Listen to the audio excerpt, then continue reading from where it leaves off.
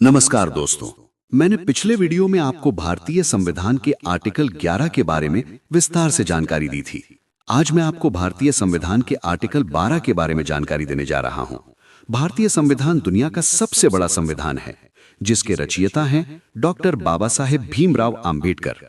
तो आइए अब इस संविधान के आर्टिकल 12 के बारे में विस्तार से जानते हैं। संविधान सिर्फ कानूनों की किताब नहीं, बल्कि नागरिकों के अधिकारों की सुरक्षा कवच है। लेकिन एक महत्वपूर्ण सवाल, अगर आपके मौलिक अधिकारों का उल्लंघन हो जाए तो जिम्मेदार कौन? इसका उत्तर छिपा है भारतीय संविधान के भाग 3 में, आर्टिकल 12 में। आर्टिकल 12 क्या है?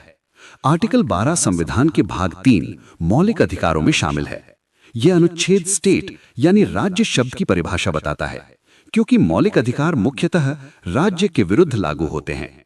अर्थात यदि आपका अधिकार किसी निजी व्यक्ति द्वारा भंग किया जाता है तो वो सामान्यतः आर्टिकल 12 के अंतर्गत नहीं आता।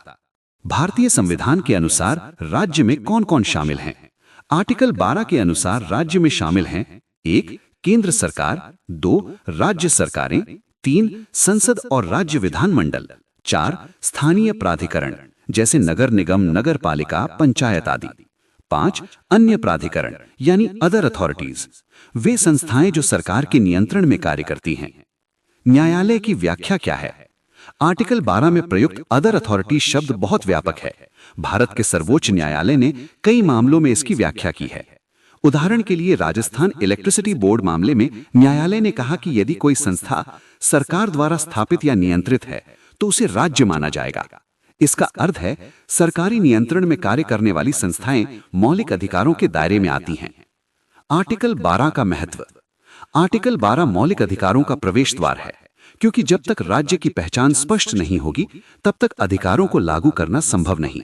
यदि किसी सरकारी संस्था ने आपके समानता के अधिकार यानी आर्टिकल 14 या स्वतंत्रता के अधिकार आर्टिकल 19 का उल्लंघन किया है तो आप सीधे सुप्रीम कोर्ट ऑफ इंडिया या हाई कोर्ट्स ऑफ इंडिया में याचिका दायर कर सकते हैं।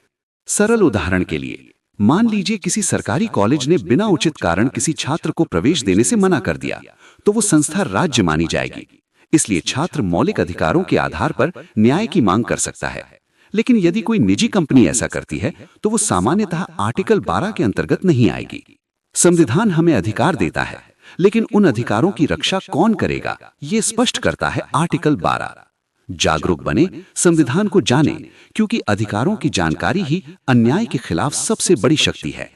दोस्तों, अगर आपको ये वीडियो पसंद आया हो तो कृपया इस वीडियो को जरूर लाइक करें, अपने दोस्तों के साथ शेयर करें और हाँ, चैनल को सब्सक्राइब करना मत भूलिए, ताकि हम आगे भी हर 2 दिन बाद इसी चैनल पर आपको भारतीय संविधान के बारे में वीडियो के माध्यम से अधिकतम जानकारी देते रहेंगे। धन्यवाद।